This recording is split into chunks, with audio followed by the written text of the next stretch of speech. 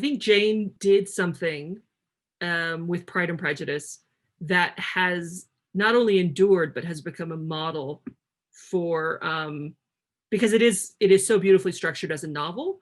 So it's like become a model for the way that we tell stories. Because I think some people look at it and say, well, people in the Regency period arguing about whether or not they should get married, that's totally irrelevant to the life that I'm living now. There's so much stuff going on today that's different than what was happening in Jane Austen's time. What Jane is doing is it's almost like she's creating a time capsule for an ordinary family going through ordinary problems in that time period.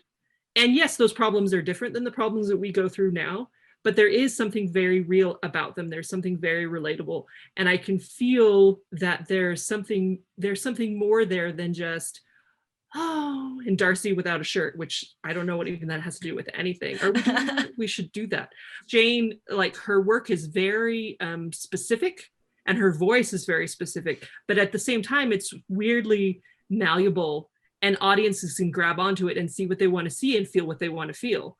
And I think that's why it's important today. Like, I just think that she is one of those writers who, she really, compared to some other writers, is a drop in the bucket. Like 6 novels doesn't seem like that much when we think about other writers who lived longer lives and were much, much more prolific. But I think her work is so, it's kind of become timeless. And I don't want to say like that has a fairy tale quality. I don't think that's what I mean, but it's like there's something about it that it's so specific to her time and her life that we can look back on it and it just feels real in a wonderful way. It makes me, I get emotional about it. Yeah, I mean, I think in essence, I guess I'm really mostly focusing on Pride and Prejudice.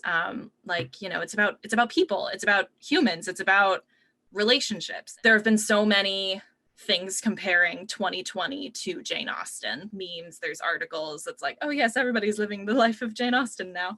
The relationships between the characters, like that, the relationships and the conflicts that they experience, even if you know, like social classes and the privilege that we see in the story, it isn't quite what we have now, but there are parallels that we can draw that still, those conflicts do still exist somehow. Obviously in Jane Austen, it's like socioeconomic, but like, you know, now we could make it into like, you know, racial prejudice, or we could make it into, you know, still economic prejudice, or like, you know, just any other kind of prejudice that you can imagine. I mean, we love stories about flawed people.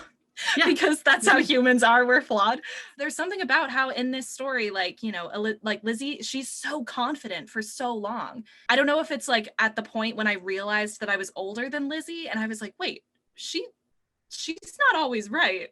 That's why did I think for so long I thought that she was like, you know, the woman to try to be. And then I was like, wait, no, she's wrong about a lot of things. And then she realizes that, and then you know, Darcy does the same thing. Like you know, they realize their mistakes and then they reflect. Everybody has flaws. Yeah. That's something that's really important to me because that's what's interesting. That's what makes people interesting. When Austen gets put in that romance category, I think sometimes we look at Lizzie and Darcy, for example, but I want to say Lizzie and Darcy and Jane and Bingley and Charlotte and Collins. There are a lot of couples in the story. There's not just the one. We turn them into heroes and heroines, and there's something in our brains that like what makes a heroine is that she's perfect to a degree.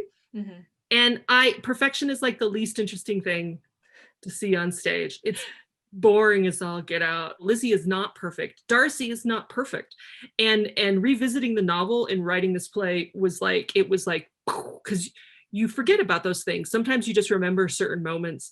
And now the things that I remember about the book and the things that I remember about the play are when people you're like on the verge, they are on the verge of making a choice and you want them to pick the right thing and then they don't. And see, that's why I think Collins and Wickham are so important in this story to Lizzie's arc, is that it's like, I want Lizzie to almost make that choice to the point where the audience goes, wait, this isn't supposed to happen, because those choices need to be really real and more resonant.